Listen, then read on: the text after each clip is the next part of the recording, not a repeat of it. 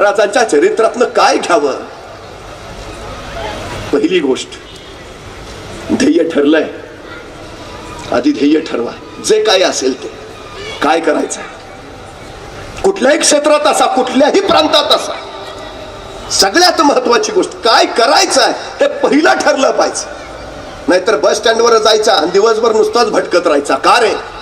एसटीची वाट बघतोय, कुठं जायचं आहे तेच कळेना. अनेकांची हयात गेली अशीच, कुठं जायचंय तेच माहित नाही, नुसत्या गाड्या शोधत फिरतात. पहिलं ते ठरवा ना, कुठं जायचं आहे. सगळ्यात महत्वाची दिशा आयुष्याला जर द्यायची असेल तर पहिलं ते माहिती पाहिजे. एक जण निघाला होता रस्त्यानं चालत चालत, त्याला बस स्टँडला जायचं होतं पण पल्ला लांबचा. तेवढ्यात पाठीमागून एक रिक्षा आली, त्याने रिक्षावाल्याला हात केला, रिक्षावाला थांबला. त्याने विचारलं, बस स्टँड चलोगे क्या? रिक्षावाला म्हणला चलूंगा. कितना लोगे? तो म्हणला 200 रुपया. अरे अरे भरपूर, 200 भरपूर झाले, नको जा. बस स्टँडवर जायला 200 रुपये म्हणल्यावर तो नाहीच म्हणला. रिक्षावाला पुढे निघून गेला, हा मात्र चालत राहिला. अर्धा तास चालून गेल्यावर परत तोच रिक्षावाला त्याला येताना दिसला. मग त्यांनी परत रिक्षा थांबवली. थांब थांब थांब, आप बस स्टँड चलोगे क्या? म्हणला हा. कितना लोगे? रिक्षावाला म्हणला 400 रुपया. 400 रुपया? अरे मगाशी तर म्हणला होता 200 रुपये. 200 रुपये म्हणल्यानंतर मी अर्धा तास चालतोच आहे, म्हणजे अर्धा अंतर तर काटलं असेल. मग आता 200 चे 400 कसे? आता तर अर्धा अंतरच राहिलं असेल ना, मग 400 कशाचे? रिक्षावाला म्हणला, साहेब तुम्ही बस स्टँडच्या विरुद्ध दिशेनं चालत आलाय. दिशा फार महत्वाची असते. बस स्टँडला पोचायचं आहे ना, दिशा बरोबर आहे का नाही खात्री करा, नाहीतर उलटे चालत जाल. ऊर्जेचा क्षय, शक्तीचा क्षय, वेळेचा क्षय, सगळं वाया. अनेकांनी ते केलंय. अनेक जण असेच उठले, कपाळे साहेब व्यवसाय करायचा आहे, उद्योग करायचा आहे. एका गावातले 4 जण एकत्र आले, नाही नाही नाही नाही बसून चालणार नाही, काम केलं पाहिजे. काय करूया म्हणले चौघा मिळून काहीतरी व्यवसाय चालू करू. चौघांनी पैसे काढले आणि व्यवसाय सुरू केला. का? म्हणजे आपलं गाव बस स्टेशन पासून आत आहे, प्रवासी उतरल्यावर त्यांना चालत चालत जावं लागतं. किलोमीटर 2 किलोमीटर चालणं लोकांना जमत नाही, आत यायची व्यवस्था नाही. म्हणजे काय करूया, आपण रिक्षा घेऊया म्हणले. स्टँडवरनं माणसं गावात सोडायची. चौघांनी मिळून रिक्षा घेतली. रिक्षा घेतल्यानंतर बस स्टँडवर लावली. आता रिक्षा बस स्टँडवर उभा केली की तिघं मागं बसायचे आणि चौथा पुढं बसायचा. माणसं एसटीतनं उतरली की रिक्षा जवळ यायची, रिक्षात वाकून बघायची, मागं तिघ आहेत, रिक्षा फुल आहे, माणसं पुढे निघून जायची. महिना झाला कोण आतच येईना रिक्षात. उपयोग आहे? 2 महिन्यांनी कळलं या व्यवसायात काय इंटरेस्ट नाही, दुसरा काहीतरी चालू करूया. म्हणे काय? म्हणे आता काय काय लोकांनी गाड्या घेतल्या, गाड्या गावातनं बाहेर फिरतात, पण पंक्चर झाली तर गाडी पंक्चर काढायची आपल्याकडे व्यवस्था नाही. मग म्हणले काय, ते रिक्षाचा उद्योग बंद करू, पंक्चरचं दुकान चालू करू. मग चौघांनी परत पैसे काढले, पंक्चरचं दुकान चालू केलं. 6 महिने झालं, एकही गाडी पंक्चर काढायला आली नाही. का? त्यांनी 3ऱ्या मजल्यावर पंक्चरचं दुकान टाकलं होतं.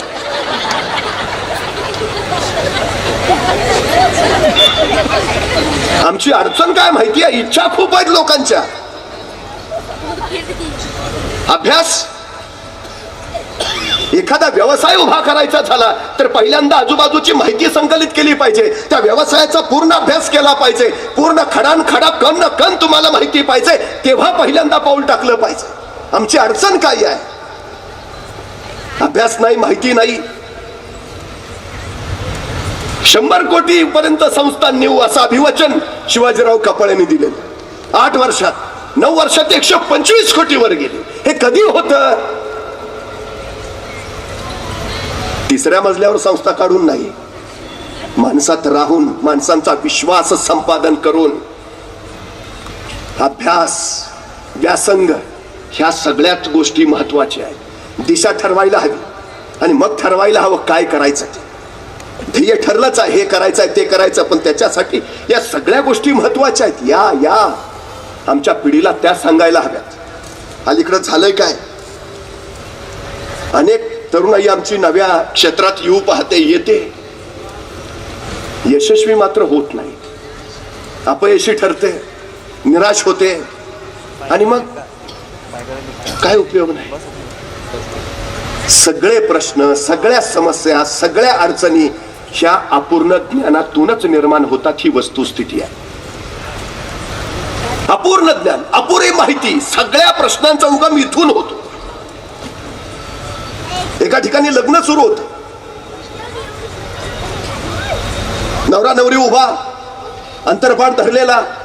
आता पुरोहित मंगलाष्टका सुरू करणार होते. तेवढ्यात गावचे सरपंच उठले आणि जमलेल्या सगळ्या लोकांना म्हणाले, लग्न लागायच्या आधीच विचारतोय, या लग्नाबद्दल कुणाला अडचण आहे का? कुणाला काय प्रश्न आहे का? असेल तर आत्ताच सांगा. लग्न झाल्यानंतर या दाम्पत्याला त्रास नको. कुणाला काही शंका अडचण, कुणाची समस्या प्रश्न असेल तर आत्ताच सांगा. सरपंच एवढे बोलले. तेवढ्यात मागच्या रांगेत बसलेली एक तरुणी हातात तानं बाळ घेऊन उभा राहिली आणि सरळ स्टेजच्या दिशेने यायला लागली. तानं बाळ घेतलेली ती तरुणी बघितली तशी नवरी एक पाऊल मागे सरली, खाडकन नवऱ्या मुलाच्या मुसखडात मारली. त्याला काय कळेच ना काय झाले. ती तानं बाळ घेतलेली तरुणी बघितली, नवरी मुलीच्या आईला बेशुद्धी जागेवरच पडली चक्कर येऊन. ती तानं बाळ घेतलेली तरुणी बघितली, मुलीचा बाप बंदूक आणायला घरातच धावला जागेवर. ती तानं बाळ घेतलेली तरुणी बघितली, मुलीच्या भावाने डोक्यावरचे फेटे काढले आणि मुलाच्या दिशेने धावले. ती तानं बाळ घेतलेली तरुणी बघितली, भय पाहुणे उभा राहिली. मोडलं सगळा उद्योग तिथल्या तिथे. तेवढ्यात ती तरुणी पुढे आली आणि सरपंचाने विचारलं, काय ग बाळ, तुझी काय अडचण आहे? तशी ती तानी बाळ घेतलेलं तरुणी म्हणाली, माझी अडचण? माझी कुठे अडचण आहे? तुम्ही काय बोलताय ते मला मागं नीट ऐकू येत नव्हतं म्हणून पुढे आले.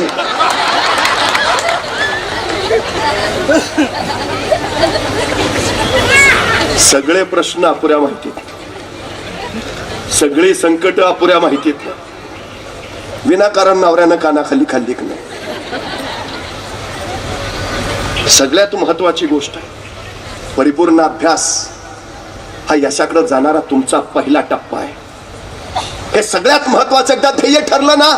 आईन्स्टाईन असं म्हणतो की मला 1 तासाचं काम करायला सांगा, त्या 1 तासाच्या कामासाठी मी 50 मिनिटं नियोजनात घालवीन आणि 50 मिनिटं केलेल्या नियोजनाच्या बळावर ते तासाभराचं काम मी फक्त 10 मिनिटातच उरकीन. तुमचं 50 मिनिटाचं नियोजन तुमचं तासाचं काम 10 मिनिटात करून टाकतं. महत्वाचं काय नियोजन? नियोजन कधी होतं? अभ्यास असेल तर. आवड नको, आवड आली की तडजोड आली, तडजोड की काम संपलं. काही येऊ दे, काही. स्वतःच्या ध्येयावरची नजर विचलित होता कामा नये. इतिहास कोण घडवू शकतं? ध्येय अनेक जण ठरवतात. ध्येयापासून दूर करणाऱ्या अनेक वाटा तुम्हाला आधीमध्ये मिळतात. काही मोहित करणारे असतात, काही भीती दाखवणारे असतात, काही घाबरवणारे असतात, तर काही उद्ध्वस्त करणारेही असतात. या सगळ्या संकटांशी झुंजत ज्यावेळी तुम्ही ध्येयापर्यंत पोहोचता, विचलित न होता, तेव्हा इतिहास घडतो. अजिबात नाही. महाराजांचं सगळ्यात मोठं वैशिष्ट्य सगळं बाजूला सारलं आणि महाराज प्रतापगडावर आले. प्रतापगड, आता प्रतापगडच का निवडावा? शेजारी थंड हवेचं महाबळेश्वर आहे म्हणून नाही हो.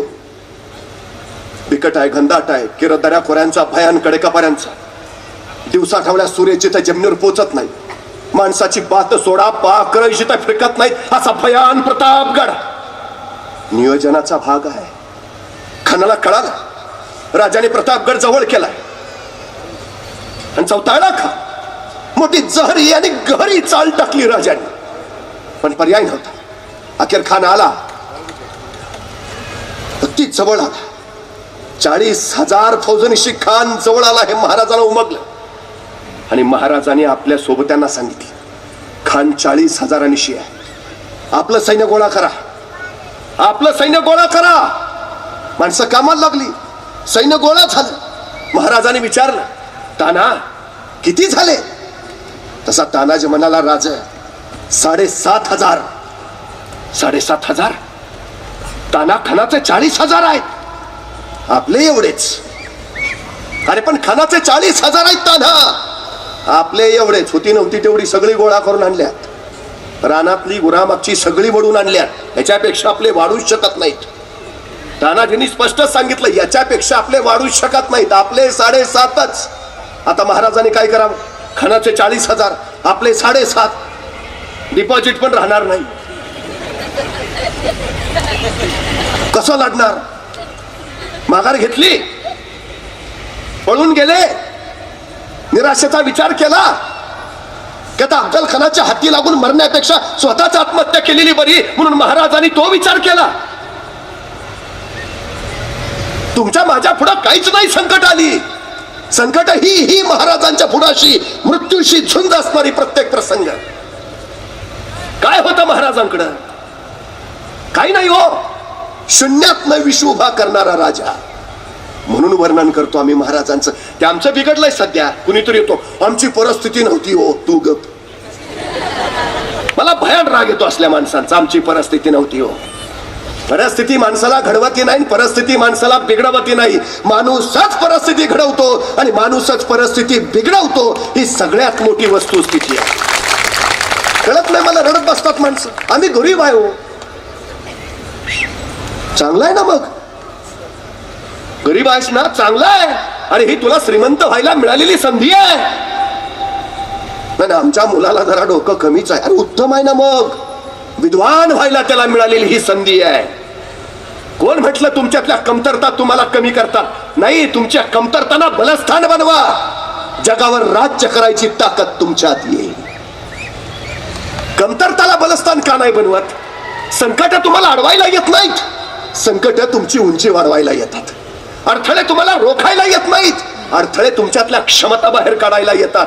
अडचणी तुम्हाला थांबवायला येत नाहीत. अडचणी तुमच्यातली कौशल्य बाहेर काढतात.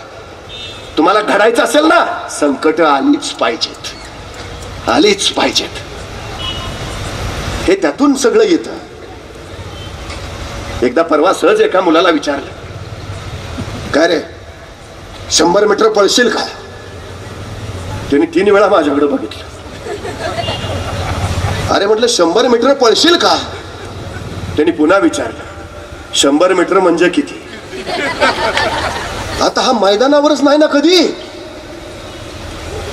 एकाला तर सहज मी विचारलं, काय म्हटलं खेळबिळ काय खेळतोस का नाही? म्हटलं सगळे खेळ खेळतो. फुटबॉल खेळतो, व्हॉलीबॉल खेळतो, बॅडमिंटन खेळतो, क्रिकेट खेळतो. तर म्हटलं एवढे सगळे खेळ खेळतो, दिवसभर मैदानावरच असतोस का काय? तर मला मैदानावर नाही, मोबाईलवर खेळतो.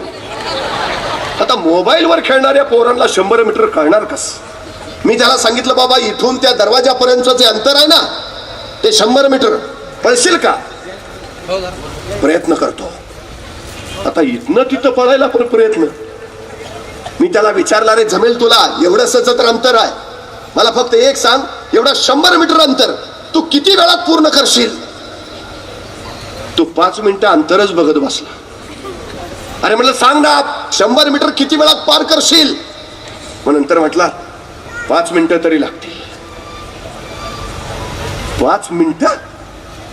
अरे 100 मीटरचं हुसेन बोल्टचं ऑलिम्पिकचं रेकॉर्ड 7 सेकंदाचं आहे. तू 10 सेकंद म्हण, 15 सेकंद म्हण, 5 मिनिटं? माझं मला माहिती आहे ना. अरे तू 100 मीटर पळू शकतोस, तुला शक्य आहे 10. माझं मला माहिती आहे हो. बरं किती लागेल वेळ? 5 मिनिटं. म्हणलं ठीक आहे बाबा पळ. 5 मिनिटं. पण तेवढ्यात त्याचा शेजारी ओरडला, रे पळ कुत्रा पिसाळलाय. इतक्या भयान वेगात पळाला. 5 मिनिटात 100 मीटर.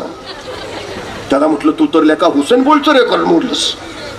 हुसेन बोल्टचं ऑलिम्पिकचं रेकॉर्ड 7 सेकंदाचं आहे. तू 5 मिनिटात 100 मीटर पळलास. मग कुत्रा मागं लागलं होता. म्हणजे तुम्ही 5 मिनिटात 100 मीटर पळू शकता. क्षमता बाहेर कधी आली? संकट आलं तेव्हा. संकट गरजेचीच आहेत, कारण त्यातूनच तुमच्या क्षमता विकसित होतात. आम्ही भयान टेन्शन मध्ये असतो. आमच्यावर फार टेन्शन आहे, फार संकट आहे. चांगलं आहे, घडवायला आलंय ते. घाव कुणावर पडतात? ज्या दगडातून सुंदर मूर्ती तयार व्हायच्या त्याच दगडावर घाव. ज्या दगडातून मूर्ती घडवायचीच नाही त्याला कोण घाव घालेल? मग रडत कशाला बसायचं? सकारात्मक घ्यायचं. बहुतेक आपल्या हातून काहीतरी चांगलं घडणार आहे म्हणून हे घाव आहे. बस. प्रांत स्वातंत्र्याचा असू द्या, प्रांत उद्योगाचा असू द्या, प्रांत कार्यक्षेत्राचा असू द्या, वेळच तुम्हाला ध्येयापर्यंत घेऊन जात. अर्जुनाला फक्त डोळा दिसत होता.